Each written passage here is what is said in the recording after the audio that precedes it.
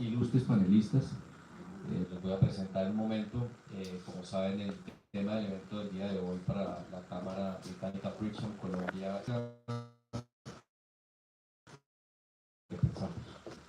Por un lado, pues quería comentarles, por supuesto, como lo hemos mencionado en todos los eventos, estamos celebrando los 200 años de la relación binacional entre Colombia y Reino Unido. Para mí es un honor tener aquí al doctor Fernando, que entre otros lugares fue embajador entre Colombia y Reino Unido, como lo mencionó en su perfil. Entonces, un gusto que nos acompañe en esa calidad también.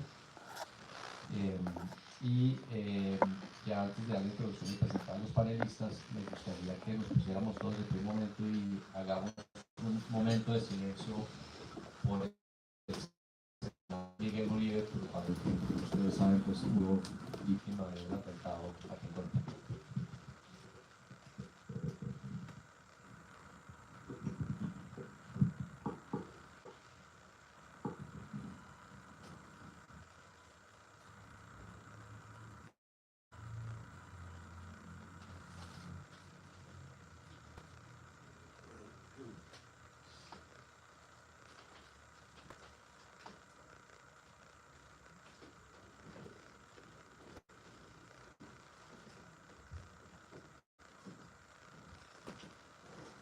Muchas gracias por tomar asiento.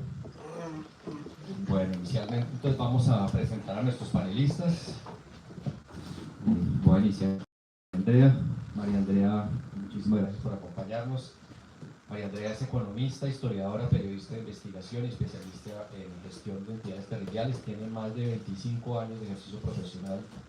Es reconocida por su liderazgo en su programa digital El Control, donde combina análisis político, denuncia ciudadana y periodismo independiente. Desde 2020 hasta 2024, El Control en la revista Semana, un espacio diario con más de 1073 episodios y más de 858 millones de vistas. Posteriormente, diría yo, abrió su canal de YouTube el 12 de diciembre de 2024, espero estar en lo correcto.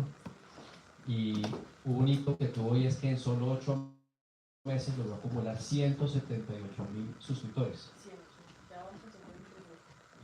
Bueno, entonces, más de 19 millones de vistas para ese momento, 1.2 millones de horas de reproducción. Actualmente dicho canal tiene 223.000 suscriptores, se puede ver esta mañana para estar seguro que tiene un dato actualizado, y tiene más de 50 millones de vistas. Nuevamente repito, es un hito en el medio para tan pocos meses de actividad. María Andrea, muchísimas felicitaciones y un gusto tenerte por acá. Su estilo frontal y documentado visualizado casos de corrupción y tensiones institucionales, consolidando una comunidad crítica que valora el periodismo como contrapeso democrático, con formación académica rigurosa, dominio de plataformas digitales. Ella conecta con audiencias de diversas, desde una narrativa insistente con la idea de la institucionalidad en el país. Muchas gracias. Me voy al otro lado con Giovanni. Giovanni, un gusto tenerte por acá. Gracias por acompañarnos en este panel. Giovanni es comunicador social, periodista, magíster de Relaciones Internacionales, con más de dos décadas de experiencia en medios e instituciones públicas. Desde 2019 dirige Red Más Noticias, noticiero que ha ganado reconocimiento por su enfoque riguroso, plural y profundamente analítico. Bajo su liderazgo, el canal ha ampliado su oferta informativa, fortalecido su presencia digital y ha recibido múltiples nominaciones, entre otras los premios Cinta Catalina. Él combina experiencia institucional, visión estratégica y compromiso con la calidad periodística, posicionando a Red Más como preferente o referente de la credibilidad del ecosistema audiovisual colombiano. Mari, muchísimas gracias por estar con nosotros. Gracias. Fernando, bienvenido. Con Fernando tengo además una muy bonita amistad en los temas de Colombia-Reino Unido, que nos ha apoyado en muchas ocasiones. Fernando, bienvenido. Fernando es abogado, politólogo, diplomático colombiano con una trayectoria de más de 5 décadas al servicio público, la academia, el análisis político. Ha sido, entre otros, ministro de Gobierno, ministro de Comunicaciones, embajador de Colombia, como lo mencioné, ante diversos organismos multilaterales y países como Reino Unido, Estados Unidos, Canadá, Francia. Es además profesor emérito de la Universidad de los Andes, donde impulsó la creación de centros claves como el CIDR y el CEI. Él ha combinado el pensamiento crítico, la vocación institucional, liderazgo intelectual y su aporte al debate sobre gobernabilidad, corrupción y democracia lo posiciona como una de las voces más respetadas en el pensamiento político colombiano contemporáneo. Fernando, muchísimas gracias por acompañarnos. Bueno, entonces les voy a contar un poco, voy a hacer una breve introducción sobre el tema de las elecciones a Congreso y luego les pediría en algún momento estar llamando a personas que estén interesadas en hacerles preguntas, porque pues no podemos desaprovechar la oportunidad de tener tremendos panelistas y que no tenga oportunidad el público pues, de hablar con ellos. Entonces, por un lado, pues bueno, como sabemos, ya mencionamos la fecha, 8 de marzo de 2026, ya estamos, creo que casi que en plena campaña para ese fin. Yo creo que la composición de este Congreso únicamente va a determinar ese equilibrio de poderes que, digamos, está descrito en la Constitución de Colombia. Y lo otro, pues que estamos en un contexto donde hay un tema de una polarización y una fragmentación de los partidos, pues que es algo, digamos, como particular, digamos, de la historia republicana. Ahora Fernando me corrige, de su perspectiva es así. Y lo otro, pues que obviamente pues, se espera una oferta electoral amplia, posiblemente nuevas coaliciones y movimientos ciudadanos que puedan, digamos, modificar esas mayorías que tradicionalmente hemos tenido, digamos, en el Congreso. Otro punto importante es que es el fin de esas curullas automáticas que han entregado como resultado del proceso de paz. Eso también va a generar posiblemente un cambio. Hay un tema en las condiciones de seguridad y de transparencia que pues, está, digamos, a la vista de todos los ciudadanos. Y por supuesto, pues esa participación ciudadana y un ejercicio como el que estamos haciendo el día de hoy pues, son fundamentales para que esto, digamos, llegue a buen fin. Entonces, quisiera iniciar tal vez con María Andrea, y si nos cuentas un poco por qué estas elecciones para Congreso, por qué las personas que están aquí y que nos van a ver a través de los diferentes canales que vamos a transmitir el evento, tanto en vivo como posteriormente, cuál es la importancia de estas elecciones. Bueno, muchas gracias, Jaime. Un saludo para todos ustedes y por supuesto a Giovanni y al doctor Cepeda. Muy importante empezar con esta reflexión tan delicada en este momento de la semana, del día y de las circunstancias en las que nos encontramos. Sin el Congreso de la República, el próximo presidente, que esperemos no sea de la extrema izquierda, porque si es de la extrema izquierda, si el presidente no tiene un Congreso que defienda los valores democráticos y que defienda la libertad, independientemente de la orilla política, quiero hacer énfasis en esto, valores democráticos modernos, elecciones libres, derecho a ejercer la oposición, transición pacífica del poder, libertad de prensa, libertad de mercado, en la medida, en los matices que sean necesarios. Si no tenemos un Congreso que esté orientado a defender los valores democráticos modernos y la libertad, entonces estamos en un grave problema. Ya estamos al punto de caer aquí, ya estamos listos para la orilla. Vamos a hacer para que nos hagan así. ¡Ah!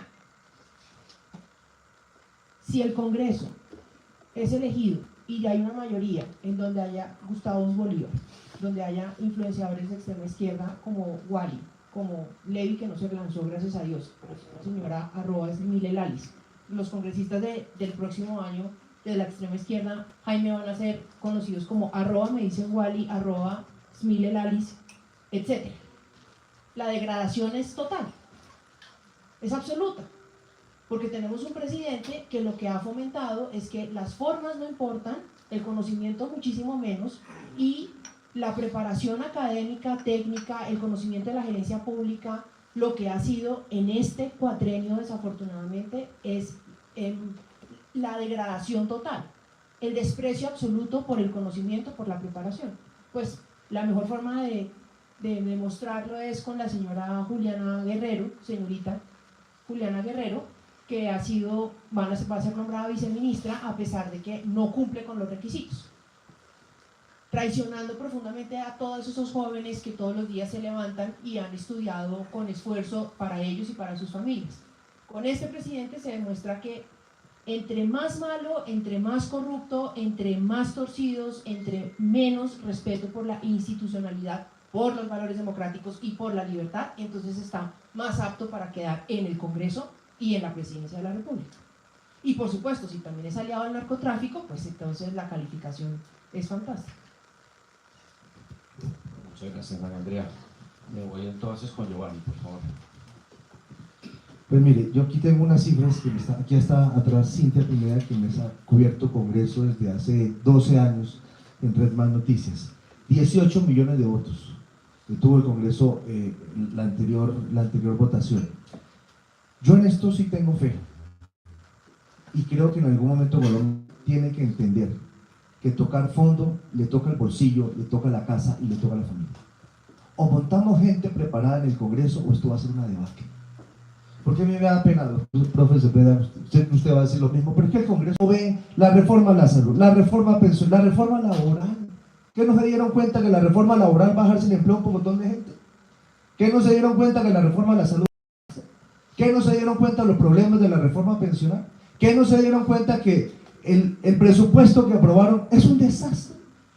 ¿Que pusieron en riesgo las pensiones? Ese es el Congreso. Entonces no es solamente el presidente, es el Congreso. Es que no se han dado cuenta congresistas que se van al baño, vuelven y dicen, es que no vi que era lo que íbamos a votar, no, es que no lo puedo leer. Bueno, voto positivo.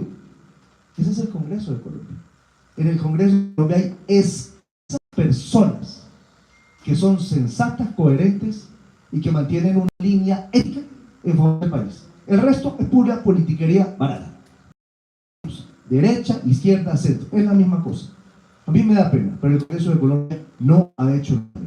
Pero no solo de congresos anteriores y anteriores. Acuérdese la parapolítica, acuérdese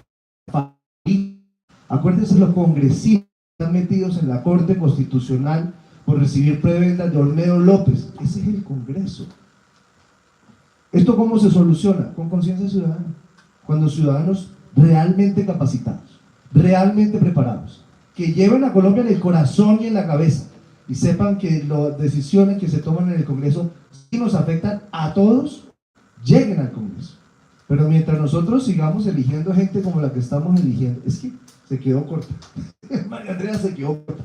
De los personajes, por Dios santo, de los personajes que hay en el Congreso, por supuesto, eran muy buenos, pero que son nefastos. Eso no puede seguir pasando en Colombia. Colombia tiene que despertar, tiene que darse cuenta que ese es el deber ser de las cosas. Mira, estaba viendo ahorita el cuadrito ayer de las elecciones de juventudes. Solamente 2 millones de personas participaron, muy poquito. Y uno ve, gana el Partido Liberal, después el Conservador, después el Centro Democrático, después el Cambio Radical, después la Alianza Verde, después la U, después el Partido de los Cristianos, después el Nuevo Liberalismo y luego el Partido Petro.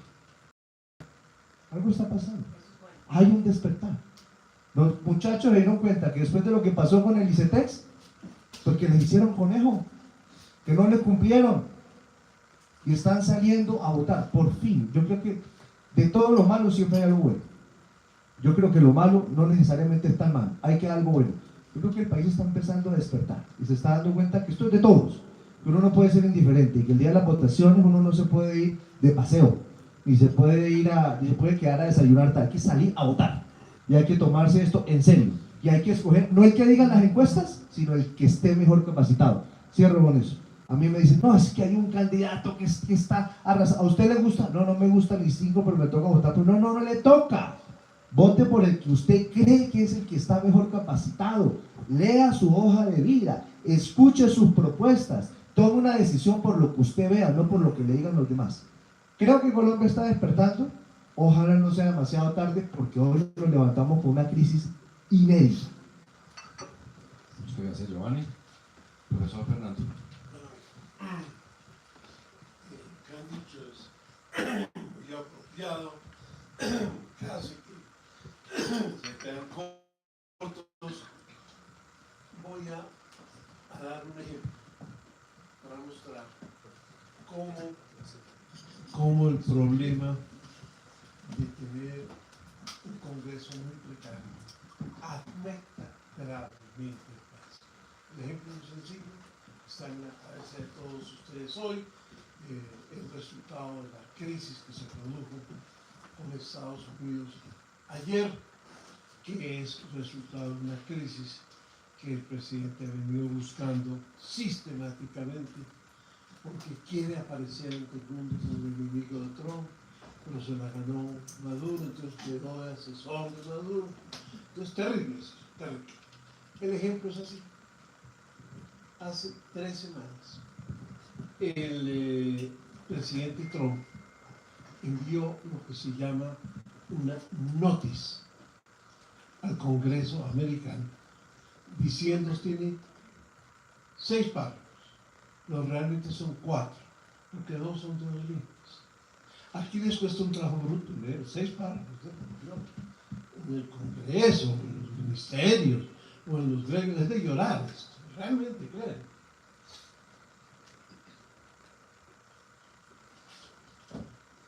La noticia, se llama así, decía lo siguiente, y es de máxima importancia, y es lo que permite entender lo que pasó ayer, y que nadie lo dice, porque qué artera leer 6 párrafos.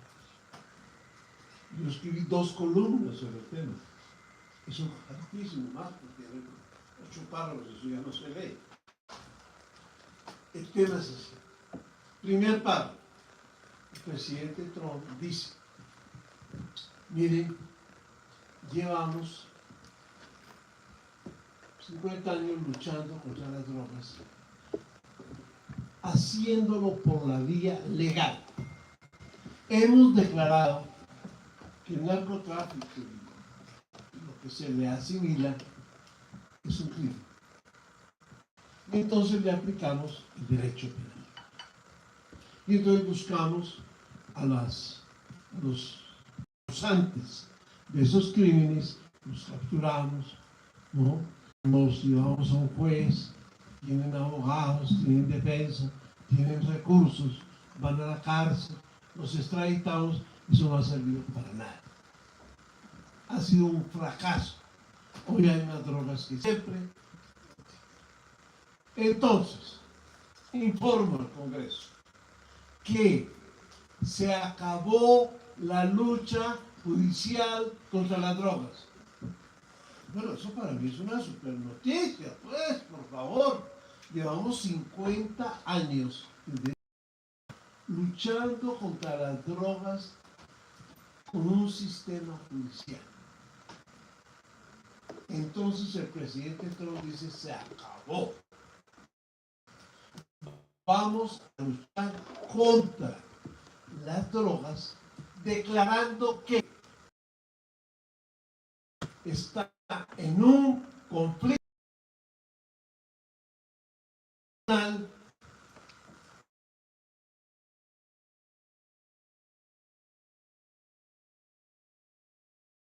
Entonces, esos son los combatientes ilegales. Es una expresión del derecho internacional. Y sus acciones son actos de hostilidad, la noción del derecho a la guerra, contra los Estados Unidos. Son enemigos de nuestra seguridad, envenenan, matan a nuestros ciudadanos. Entonces se acabó la lucha judicial y vamos a darles el tratamiento de guerra. Conflicto armado no internacional. No internacional quiere decir no que no es entre países. No, lo que quiere decir es que no es entre países, es contra los carteles, los que están vinculados a ese tema, no importa en qué país estén. Y entonces anuncia, primero justifica lo que estaba haciendo en el Caribe, y ya lo estaba haciendo, ya había hundido por lo menos 2 embarcaciones. Lo justifica ante el Congreso porque ya había críticas de decir, oiga, usted no puede hacer eso, aquí hay unos problemas legales. Bueno, y luego dice, esto es lo que vamos a hacer. En un foro que hubo en el tiempo, organizado por Marta Lucía Ramírez, la vicepresidenta, me invitaron para que hablara en la inauguración. Y entonces lo que hice fue llevar eso, decir, mire, hay esto, poner en la pared el texto, traducir el primer párrafo que él va diciendo. No es cualquier cosa decir que se cambia un conflicto legal, un proceso legal, una aplicación del derecho penal, se cambia por una guerra. Es cualquier cosa. Bueno, Se supone que el embajador de Colombia en Estados Unidos pues, conoció el texto. Se supone, yo lo puse en el tiempo hace 2 semanas. Hoy lo recuerdo Marta Lucía en una columna. Ah, Fernando Cepeda dijo esto. Ah, bueno, por favor. ¿Qué ha debido hacer el Congreso de Colombia para ceñirlo al Congreso? ¿Qué ha debido hacer inmediatamente? Si llevamos 50 años haciendo una lucha que ha sido tan central en la vida política, económica y social de Colombia, y judicial, 50, que se cambia radicalmente y se vuelve una guerra. Una de las columnas que escribí se llamaba Ahora sí es la guerra. Que la llamaban guerra, pero eso no era guerra. Ahora sí es la guerra. En otro la llamé cambio radical. Eso no importa. Leíale. Lo que debe hacer el Congreso de Colombia, inmediatamente, 50 años, señor, se cambia una de las cosas más importantes en la vida de Colombia. No en la de otros países que no tienen el problema del narco como lo hemos tenido nosotros. Si somos el principal productor de cocaína, señores. No importa, como si 50 años no contaran. Lo que debe hacer el Congreso de Colombia, yo he sido el ministro de gobierno en ese momento, el presidente Isidro Barco, el presidente me dijo, hay que hacer lo siguiente. Y usted tiene que ver si el Congreso se mueve y hace lo siguiente. ¿Qué tiene que hacer el Congreso? Llamar al ministro de Gobierno, al ministro de Justicia, al ministro de Defensa y decir, un momentico, señores, hemos leído eso, Estados Unidos ha hecho este cambio, Colombia, ¿cómo va a jugar ahí? Ya están informados, hubo consultas con Colombia, vamos a pedir que busquemos un consenso de cómo hacer la cosa, como la hemos hecho consensualmente, en el gobierno del presidente Barco el concepto de responsabilidad compartida. Hay una responsabilidad de la lucha contra la drogas compartida, Estados Unidos y nosotros, y luego del mundo entero. Ya es un grupo de la global. No lo hacen, no se saben. No saben todavía. Usted y los congresistas confío, no se han enterado. Siguen hablando como si todo fuera igual. Pero por favor, señor, ya no hay una confrontación legal. Hay una confrontación armada. De verdad. Y si no la creen, miren los barcos, los submarinos, los aviones, los helicópteros que salen en el Caribe. Aquí es contra Venezuela, pero si Venezuela no produce, es el sitio del tráfico, es la ruta. Somos nosotros, esto se viene para acá, señores.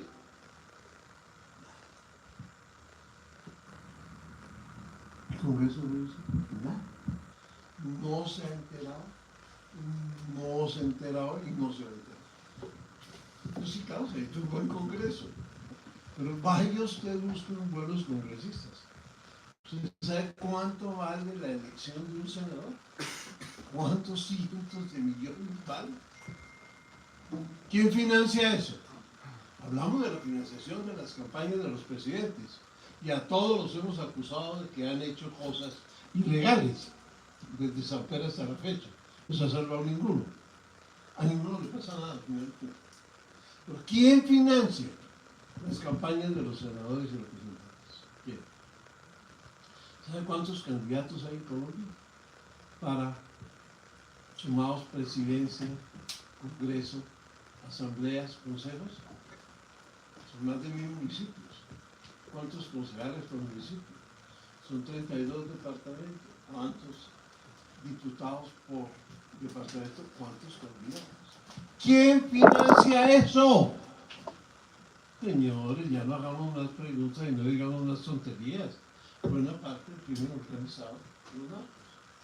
A ver, ¿quién lo financia en Putumayo? En Baupés, en la Amazonía, en Caquetá, en Chocó, en Cauca, en México. ¿A quién le importa? Publicado un libro sobre eso, explicando a nadie le importa. A nadie. Los gremios no se han enterado del notice y siguen hablando como si la relación con Estados Unidos para el tema de las drogas fuera igual a lo que fue siempre durante 50 años. Cuando han debido inmediatamente, cuando se produjo el notice, hablar con los gremios y decir, señores, hay que hablar con Estados Unidos de cómo vamos a manejar esto. Claro, la reacción de Estados Unidos después de 3 semanas de esto es una reacción casi militar, ¿no? Ya, no me venga con cuentos, no me hable, no me diga. El presidente Petro en una locución el viernes, no voy a recordar sino 2 cosas que dijo. Recordemos 3. Una, que los políticos estaban aliados con los carteles en todos los departamentos. A ver, ¿cómo cree usted que leen eso en la Casa Blanca? Eso lo dijo el viernes. ¿Quién dice algo en la prensa de Colombia? Nadie. ¿Qué congresista dice un momentico? Usted no puede decir que yo. Que dijo los políticos, no dijo que él, los años, no dijo algunos, no. Los políticos. Primera afirmación brutal. Entonces, ¿qué quiere que diga Estados Unidos? Aquí no está pasando nada. Nada. Y ellos están aliados. 2. Señora fiscal, dicen que es mía. Mire, la fiscalía ha estado controlada por el narco siempre. Con el fiscal Iguarán, con el fiscal Luis Carlos Sarmiento, Luis Carlos Osorio. Deliberadamente mencionó a Sarmiento. Y se rió. La señora fiscal, con Barbosa, por supuesto. Y ahora, señora fiscal, haga algo, rompa ese vínculo. Entonces, ¿cómo leen eso en la Casa Blanca el viernes? Si el presidente dijo que el principal organismo contra la justicia, para la justicia, está tomado por el narco y que los políticos están asociados. A ver, y después nos sorprendemos. Y la tercera, que dije que iba a añadir, yo es la persona que más ha luchado contra el narco en Colombia, en el mundo. Nadie ha incautado más cocaína que yo. Mi política no es por rescatación, es para controlar la exportación de la droga. Y eso ha sido un éxito y ustedes no lo reconocen. Y el informe de Naciones Unidas que ustedes usaron, y eso duró media hora con unos mapas que no se entendían y tal. No, ese informe está mal hecho, la metodología es equivocada, porque han tomado unas hectáreas donde se sembraba coca, ¿no? Y se abandonaron, las han tomado como si estuvieran y no están produciendo. Alguien dijo que Naciones Unidas había dicho que sí, esa es la razón, se han equivocado. Pero nada de eso, usted, ya el tiempo le a ver dónde hay algo. ¿No? Pero esto es central a la vida política de Colombia. Estamos hablando del Congreso, entonces yo digo, bueno, pero el Congreso, ¿cómo es posible que deje pasar eso? Si estuviéramos hablando de los gremios, diría lo mismo, por favor. De los tanques de pensamiento diría lo mismo. Porque lo que hay, el problema en Colombia, no digo más, vamos a dar todo lo que quiera, el problema en Colombia es que no hay ciudadanía. Los ciudadanos no nos interesamos, no estamos activos, no nos metemos, nos quejamos, hablamos, nos desentendemos. Y así no se fue. Usted mismo, pues, no podemos dejar que esto ocurra, no podemos dejar que se elijan estas personas. Pero es que eso no se hace en un mes, ni en 2 meses, ni en 3 meses. Vaya, elija un nuevo congresista. Yo he conocido amigos que dicen, no, yo voy a meter, vaya, pregunte cómo les fue, vaya, pregunte cuánta plata gastaron, vaya, pregunte por la humillación de estar pidiendo centavos por todas partes para salir elegido. Es un problema casi mundial, en los congresos, podemos hablar de eso de otra manera. Pero les doy este ejemplo porque me parece que toca lo que han sido 50 años de vida política, económica y social de Colombia en asociación con Estados Unidos. Y cuando se produce un cambio total, radical, no nos damos cuenta. Y si nos dicen, no nos importa. Entonces, aquí estamos. Claro, entonces, ay, quitamos un congreso bueno. Bueno, ¿para qué? ¿Y a qué horas hace ustedes? Es la primera vez que a mí me hablan, con eso termino, empresarios y tal. Hola, Fernando. Hay que preocuparse por el congreso. Hay que buscar un pequeño congreso bueno. Qué raro que me digan eso. Pero lo dicen por la siguiente razón. Porque dicen, bueno, si gana un presidente distinto de esta cosa de izquierda, necesita un congreso para gobernar, porque los demócratas de izquierda ganan el congreso, porque además tienen ya un control tremendo político de mil maneras. O, como decías, si gana el establecimiento, por así decir, no gana la izquierda, necesita un congreso para gobernar. Esa es la preocupación, nunca la había oído así. Pero como están las cosas, creo que es un poco tarde. Pero bueno. Fernando, muchas gracias y además por ese contexto tan amplio que nos diste. Es más, recorriste como dos preguntas que les iba a hacer, entonces voy a aprovechar lo que dice Fernando y le voy a dar la palabra a María Andrea y a Giovanni para que si nos pueden comentar sobre lo que acaba de mencionar Fernando dirigido a ese tema del Congreso. Yo quiero retomar el tema que mencionaba Giovanni sobre el resultado de ayer de los consejos juveniles. Como no tenemos encuestas en este momento, el panorama es triste, oscuro, dramático, pero lo que pasó ayer es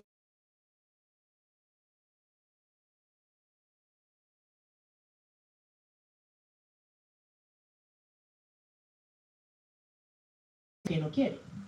Que la Colombia humana haya quedado en el puesto noveno con solamente creo que el 1.62% de los votos, y eso representa 26.000 votos de los 2 millones en total, es esperanzador para lo que va a suceder el 8 de marzo. Ahora bien, siguiendo esa línea, yo espero y voy a ir a comprar palomitas de maíz para el domingo 26 de octubre ver qué va a pasar en la consulta interna de la extrema izquierda. Este resultado de ayer no le debió haber gustado para nada a la Casa de Nariño, porque sus bases están absolutamente desencantadas. El ICETEX, el sistema de salud, porque los jóvenes no solamente están afectados por el tema de los pagos de su deuda con el ICETEX, están viendo a sus familiares morirse, están viendo a sus familias preocupadas porque el incremento del gasto en salud pues es notorio. Las neveras no están llenas, en las casas no están llenas. Y una reforma adicional que fue terrible, la reforma tributaria del 2022, ahorcó a la clase media. La gente ha tenido que tomar préstamos para pagar su declaración de renta. Y eso lo están viendo los jóvenes, lo están sufriendo las madres cabeza de hogar, lo están sufriendo las familias. Y hay una preocupación real de toda esta debacle que fue organizada, pensada y que se está ejecutando con éxito. Pero la encuesta de ayer es muy interesante. Le digo encuesta, resultado de las elecciones de los consejos juveniles, pero le pongo un slash encuesta, porque como hasta noviembre vamos a tener las primeras encuestas. No podemos desechar lo que pasó ayer en la juventud, 2 millones de personas en todo el país. Y mucho menos en Bogotá. Lo de Bogotá es muy interesante. Mayoritariamente partidos de oposición y la Colombia humana totalmente rezagada. Ahora,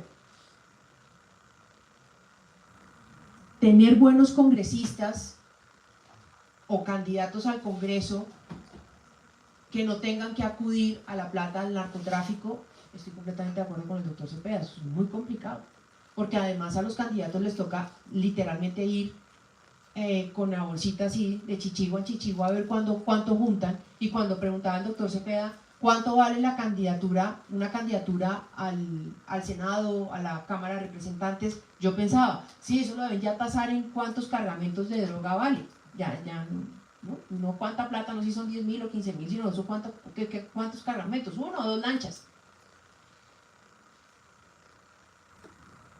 Y mientras pasaba la noticia, lo que hacía Gustavo Petro era afianzar su alianza con el señor Nicolás Maduro, y lo reitera sin vergüenza. No le da pena decir que el señor Nicolás Maduro, no le da pena cuestionar la violación de derechos humanos, que es un criminal de delitos de lesa humanidad, que tiene más de 1.000 presos políticos, que ha generado el exilio de 8 millones de personas, lo cual significa la desarticulación, el desmembramiento de 8 millones de familias que están divididas desde hace más de 26 años. Y Petro, ¿eso no le parece mal? Petro simplemente justifica que esa gente tuvo que salir a buscar disque agua al norte. Y tenemos una narrativa que se ha instaurado en la batalla cultural, y ahí es donde, para mí, desde el control y desde estas denuncias que hago, pues hay una gran importancia en el cambio de la narrativa. Y estas reuniones son tremendamente importantes por eso, porque como no hay una ciudadanía que esté permanentemente activa, porque está ocupada en 1000 cosas, entre otras en sobrevivir, pues ellos en la izquierda sí tuvieron la precaución desde hace muchos años de generar unos contenidos diversos que han penetrado en la cultura, que están metidos en la cabeza y que además van combinados con violencia, no solamente verbal, sino también física. ¿Cómo íbamos a querer o esperar que no pasara absolutamente nada con el señor Donald Trump después de que el viernes le mandaron a atacar a la embajada en Bogotá? Yo no tengo memoria de que eso hubiera ocurrido en Colombia. Uno veía que quemaban la bandera de Estados Unidos por allá en Irán y en países para nosotros desde acá salvajes. Bueno, el salvajismo llegó a la 26 con 60 y algo. ¿60 y cuánto? No, en la embajada. En la 26. Fue en la 26. Ya que lleguen aquí a la 72, ya eso es otra cosa. Pero hace 3 semanas nos trajeron a la primera línea a caminar por el centro comercial andino. Ya hay un ejército paramilitar armado con flechas hiriendo a la fuerza pública. Exactamente. Entonces la situación es muy grave y sí, hay que despertar en la ciudadanía y hay que estar leyendo las hojas de... Hay una que yo me hizo conectar. Nosotros tenemos una gran cantidad de hojas de vida que se están presentando a la presidencia de la República. Yo les quiero hacer esta reflexión. Es como si estuviéramos todos estuvimos acá en el colegio, ¿cierto? O hemos estado en ambientes laborales, en donde hay gente muy pila y en donde hay matoneadores. Pero ubiquémonos en el colegio, en segundo bachillerato. Yo digo cuarto bachillerato todavía, porque yo soy de hace 50 años. Y había gente muy pila que sacaba 5 sobre 5 y estaba el matón o la matona. Y al final uno sentía, y yo creo que eso todos lo hemos vivido, que el matoneador tenía más opciones, que el que estaba más preparado, que el que había hecho la tarea, que el que la presentaba bien. Hoy en las hojas de vida de los candidatos está ocurriendo eso. Y ahí tenemos que sentirnos afortunados porque tenemos un montón de hojas de vida que se están presentando. Yo no sé si van a poder llegar hasta el final, pero lo cierto es que como ciudadanos responsables tendríamos que mirar cuál es la mejor hoja de vida, cuál es la persona que está más calificada para poder asumir la presidencia de la República en las circunstancias en las que estamos en este momento, y no necesariamente darle el chance a los matoneadores. Y eso es algo que al final vamos a tener que decidir en la esfera íntima y privada del cubículo, en la votación del 8 de marzo, del 31 de mayo, y esperemos que no haya votaciones en junio, porque hay que ganar en primera vuelta. Yo no sé con quién, pero hay que ganar en primera vuelta. Gracias, María. Giovanni, entonces si quieres hacer tus comentarios. No, mire, es que acaba de decir el director del National Economic Council, él se llama Kevin Hassett, Dice, ya veremos, por ahora no hay anuncio. Entonces no sabemos si hay o no hay subida de aranceles. Entonces yo me pregunto, lo que dice el profe Cepeda, profe, qué pena, yo le digo profe. ¿Quién hizo la gestión? ¿El Congreso? No. ¿Quién hizo la gestión? ¿El gobierno? Benedetti no tiene visa. ¿Quién hizo la gestión? ¿La canciller? No tiene visa. ¿Quién hizo la gestión? ¿El presidente? No tiene visa. ¿El ministro de Minas? No tiene visa. El embajador García Peña ya está en Bogotá. ¿Quién hizo la gestión? Los empresarios. Entonces sí hay masa crítica que se está preocupando por el país, de pronto por el negocio, qué sé yo, pero sí hay masa crítica. Yo creo que Colombia tiene que salir de la crisis de la apatía.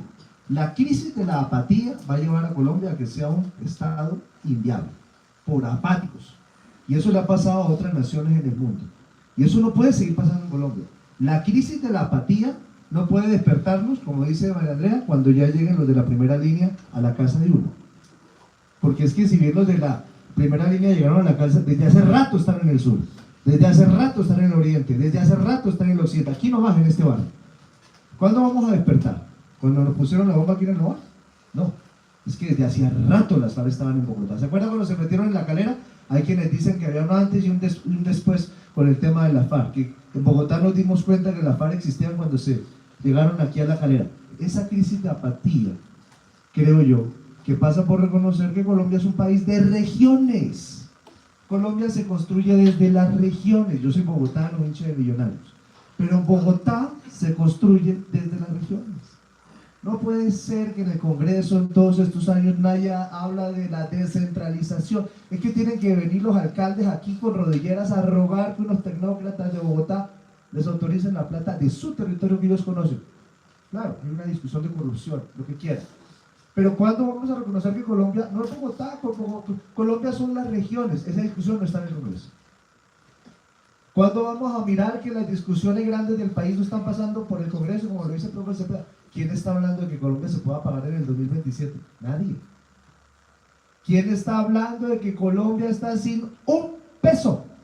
Lo dijo Planeación, lo dijo Fedesarrollo. Colombia tiene 7 billones de pesos en la chequera, no tiene más. Si llegase, Dios no lo quiera, a explotar, no sé, el Nevado del Ruiz, qué sé yo, no hay con qué. ¿Quién está hablando de eso? ¿En el Congreso están hablando de eso? Respuesta, no. ¿En qué está el Congreso? En campaña.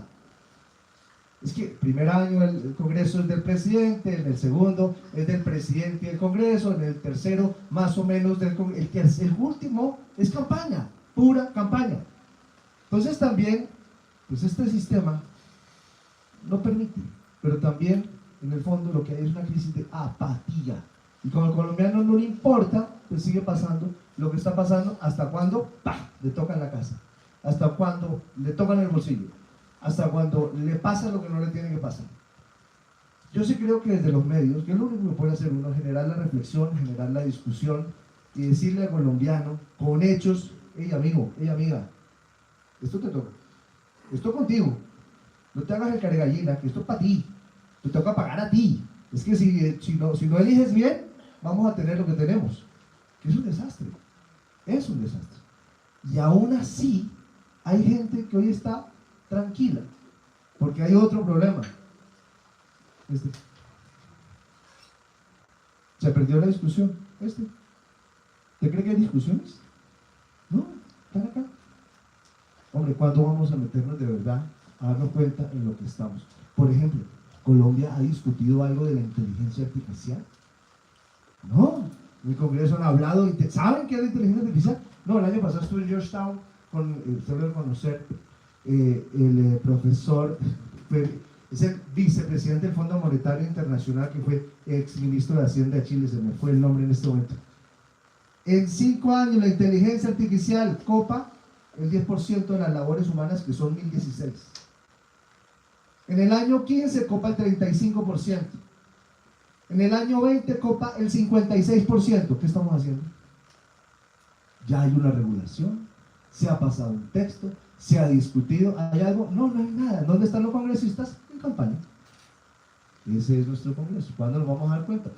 Cuando haya discusiones de verdad, de gente capacitada, que sea capaz de poner los temas en la opinión pública y sobre todo acabar la crisis de apatía. Yo creo, yo soy un soñador, la crisis de apatía puede hacernos elegir buen Congreso, buen presidente y tener un buen país, porque la verdad es que Colombia no es rica, es extremadamente tan rica en Colombia que, como dice mi santo padre, pasa de todo y no pasa nada. Gracias, Joan. Vamos entonces con una pregunta que creo que la reflexión que han hecho los panelistas pues nos lleva a ello, y es, pensando un poco en el futuro del país, ¿qué factores deberían evaluar los votantes al momento de elegir los candidatos a Congreso? Yo creo que es muy importante, y ya lo había mencionado, revisar el compromiso de las personas con los valores democráticos modernos y con el nivel de libertad. Eso significa, y voy a volver a repetir porque muchas veces uno cree que los valores democráticos, no, hay que desglosarlos. No son solamente la posibilidad de elegir y elegirse, elecciones libres, no, eso no es solamente.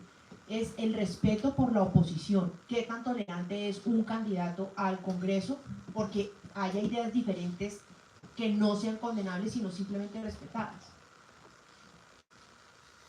El respeto por la transición pacífica del poder, el respeto por la alternancia del poder. A mí no me gusta que una persona se siente y crea que puede gobernar para siempre. A mí me gustaba mucho, por ejemplo, el señor Nayib Bukele, me parecía muy chévere. Pero cuando cambió hace pocos meses la Constitución para que se le permita a él quedarse en el poder de manera indefinida, a él o cualquier persona, ya dije, no está tan chévere eso. Entonces, cuando uno se cree un demócrata, es porque uno respeta los principios democráticos, no a conveniencia, como los progres que solamente sienten dolor por las víctimas de Gaza, pero los cristianos que están matando en Nigeria no le importa. Los 8 millones de exiliados de Venezuela tampoco le importa. Entonces, aquí lo que necesitamos es nosotros mismos hacer un esfuerzo por educarnos, por reflexionar y por buscar en el celular la información que sea más adecuada. Yo creo que es las redes sociales, por una parte sí, hay una gran dificultad, pero por otra parte también ahí encuentra uno la inteligencia colectiva humana de manera maravillosa. También hay información increíble. Cualquier problema que uno tiene en la casa, alguien lo ha podido resolver en YouTube. Uno pone cómo cambio esto en casa, cómo cambio un tornillo, cómo mejoro la cama, cómo puedo tender mejor y más rápido las sábanas. Cosas muy simples de la vida cotidiana. Y eso elevado, obviamente, a temas hasta macro. Es muy importante revisar las hojas de vida de las personas que sepan de gerencia pública, que tengan conocimiento del Estado. Hoy no creo que haya empresarios que estén dispuestos a lanzarse a la política. Realmente la situación no está como para dejar a un lado la vida privada de la productividad para lanzarse al mundo público. Tal vez la gente que está desempleada, tal vez sí. Hay mucho desempleado, obviamente, por las circunstancias en las que estamos en este momento. Pero sí es muy importante buscar gente que respete los principios democráticos, la alternancia en el poder, la libertad de prensa, la libertad de opinión, el libre mercado. Porque dentro de la batalla cultural que les mencionaba en mi intervención anterior, nos han metido en la cabeza, como dijo la ministra filósofa de Minas, Irene Vélez, que había que decrecer la economía, ¿correcto? Y bueno, lo están haciendo, efectivamente está pasando. Esta mañana leí que el sindicato del abuso está aterrado porque Petro quiere vender un negocio muy importante que es el que genera... Gracias. Es que, y la uso, parecería que no se hubieran leído nunca las propuestas de su presidente. El sindicato está diciendo, si venden esto, todos. Porque nos metieron en esa batalla cultural, que la riqueza es condenable, que la prosperidad es mal vista, que tener y aspirar no tiene sentido. Pero claro, a los políticos les queda fácil, porque ninguna reforma tributaria los toca. Como le están prestando un servicio a la patria, entonces la renta no la pagan los empresarios. Ese chiste en las redes sociales de buenos días, feliz día, a trabajar porque los viajes de Verónica Alcocer no se pagan solos. Eso, y los relojes de Gustavo Petro tampoco se pagan solos. Vale la pena. Yo tengo un grupo de personas bastante aficionadas al tema de los relojes y están aterrados porque dicen, Tipo, no repite reloj. Pero después sale Armando Benedetti y dice, ay, no sean idiotas, porque se fijan en estupideces. Son relojes chimbos. Sí, con semejante aspiracional que tienen ellos adentro. Entonces necesitamos gente que de verdad quiera hacer un servicio. Gente que quiera y que tenga en su hoja de vida antepasados ancestrales, no como Francia Márquez, antecedentes en donde podamos tener confianza y reclamar. Yo honestamente creo, y tal vez tú vas a poner sobre la mesa y termino con esto, y una de las listas más votadas va a ser la del Centro Democrático. Una de las listas más votadas va a ser la del Cambio Radical. Y si se van por lista cerrada, es un gran acierto. Porque el pacto histórico e histérico no van a tener posibilidad de hacer lista cerrada. Y si hay una buena lista cerrada en el Centro Democrático, una buena lista cerrada en Cambio Radical y con listas cerradas o de alianzas muy organizadas en las regiones, yo creo que podemos tener un congreso que nos facilite un poco más la vida, y desde la ciudadanía en los próximos años, en los próximos 4 años tenemos que ser mucho más exigentes, menos TikTok y más trabajo legislativo. Que se lean las noticias. Gracias, María Andrea. Gloria. ¿Ustedes se acuerdan de la campaña? Si yo llego al Congreso, el serrucho va a haber, pero no suena mucho. Eso es las regiones. Y así como eso hay muchísimas campañas. Y eso o hay que vender a las regiones. Y eso con esas campañas polémicas llega. Hay unas campañas que usted ve, el eslogan, es un juego publicitario. Es el oasis de los marqueteros, de los que saben hacer publicidad. Con eso pone a una persona en el Congreso. Un buen eslogan, una buena frase. En mi gobierno el serrucho habrá, pero no será mucho. Eso le encanta, y como se lo toman de juego, votan por él. Acuérdense que nosotros tuvimos un lustrabotas, ¿no? Acuérdense. Eso habla de lo que es la política en Colombia. ¿La comisión de acusaciones funciona? No, bien, gracias. Comisión de acusaciones. Eso en un país serio no pasa. Luego, aquí pasa por entender las regiones. Vuelvo e insisto, por saber lo que piensan las regiones. Y en algún momento ese cambio de pensamiento también tiene que llegar a las regiones. Y si ellas se lo toman en chiste, es porque se han sentido no representadas. Porque han sentido que las regiones no han sido tenidas en cuenta en Bogotá. Porque hemos sido todavía bastante centralistas. Y porque nosotros, por lo menos desde acá, tenemos que mirarlas, tenemos que entenderlas y tenemos que ayudarlas en este proceso. La empatía se rompe cuando el que es que no tiene la empatía suficiente, la antipatía rompe esa antipatía y se vuelve empático con la persona que está en las regiones. Y esa es una tarea que tenemos que hacer todos, porque si no, Colombia se nos va a salir de las manos. Realmente, yo cuando viajo procuro coger 5 taxis, a donde sea. En el noticiero, yo digo, debe estar la para coger 5 taxis, a donde sea, y le pregunto al taxista qué piensa, qué cree, esto para dónde va. Pucha, nosotros tenemos una agenda en el noticiero y hay otra en las regiones. ¿Cuándo vamos a entender esa agenda de las regiones? ¿Cuándo vamos a saber qué es lo que están pensando en las regiones? ¿A dónde voy? Si nosotros no entendemos las regiones, nos van a seguir pasando cosas como las que nos están pasando. A mí, la verdad, ni de un lado ni del otro. Cuando llegan los candidatos, lo primero que busco es sus antecedentes judiciales. Uno pone la cédula y ahí uno sabe cuántas investigaciones tiene. Con que tenga uno no es válido. Punto. Final. Porque la gobernanza está hecho para la gente limpia, no para la gente sucia. A mí que no me vengan con el cuento de que es que mi labor profesional, no, olvídense. La plata pública, ahí sí, es sagrada. La gobernanza es sagrada. La responsabilidad de la gobernanza sobre las fuerzas militares es sagrada. La gobernanza sobre las leyes es sagrada y allá tiene que saber lo que sepa. Es más, no es hacer más leyes, de pronto es quitar tanta ley, porque hay demasiadas leyes. De pronto es entender la Constitución para Colombia, no para Suiza. De pronto es tener una visión diferente de lo que es Colombia. Colombia tiene cura, pero la cura pasa por los colombianos. Giovanni, gracias. Yo creo que tocas un punto además muy importante que sería la tarea de este congreso que va hasta 2030 y es un tema fundamental y que ya se ha visto en países de la región, es el tema de la desregulación. Lo hablábamos con el profesor Fernando aquí antes de ingresar al panel, que estamos esperando el Congreso más normas y más leyes. No de pronto esperaríamos menos normas y menos leyes, cosas que permitan al ciudadano su actuar, al empresario su actuar, que permitan el desarrollo no que lo limiten permanentemente. Entonces yo creo que hay mucha cosa para revisar ahí, Giovanni, tienes toda la razón en ese punto y creo que es bien válido. Profesor Fernando. Ahí yo voy a comentarles algo que no se dice. He publicado unos 3 libros sobre corrupción y en uno de los capítulos me dio por mostrar que los congresistas habían sido condenados judicialmente por corrupción. Un crimen. Pero no encontraba la lista por ningún lado. Tenía amigos en la Corte Suprema, yo estoy fuera. No, conseguir la lista es casi imposible. Vengo con pérdida de investidura, es imposible.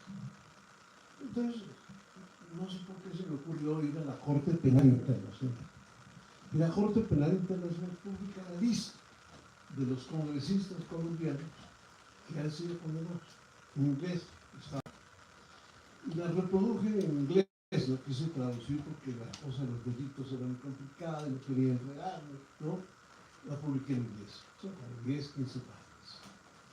Creo que cuando saqué ese libro hace unos 5 años, yo prometí no volver a escribir sobre corrupción, porque para qué, si a nadie le importa. Pero publiqué esa lista y me daban, creo que eran 230, en un periodo de 20 años. O sea que por lo menos 10 por año, un poquito más. Bueno, yo no conozco un congreso en el mundo con esas cifras, eso es impensable. El Parlamento británico, la Asamblea francesa, las Cortes españolas, el Congreso americano, impensable. El Congreso americano ahora el señor Milei de origen cubano, pero eso es uno, pues, es un escándalo. No, aquí le comenté a un empresario muy importante, de cómo me parece, que han condenado a tantos congresistas en tantos tiempos. Eso es aterrador, no me digas. 230 menos. ¡Qué maravilla! Pero semejante reacción, pues digo, no, pero ¿para qué hablo más de eso? Si la reacción es, qué bueno, 230 menos. No, qué horror, ¿cómo es posible? ¿En qué congreso del mundo?